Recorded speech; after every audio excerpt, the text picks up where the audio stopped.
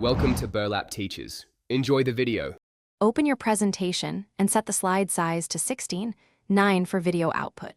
Choose a good microphone and set the sample rate to 44,100 Hz. Test recording levels with a short 3-second clip to confirm clarity. Close unrelated apps to reduce background noise and CPU load while recording. Save the presentation as a working PPTX file before you begin the narration and slide timing process.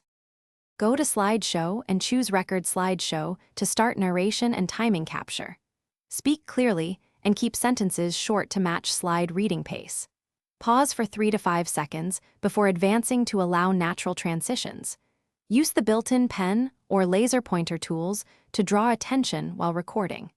If a slide needs improvement, re-record that single slide using the Start Record option for precise correction. When finished, choose File Export and create a video file at 1080p resolution for good quality. Ensure you select the option to include recorded timings and narrations in the export dialog. If audio needs cleanup, use trim audio on specific clips and check the overall levels.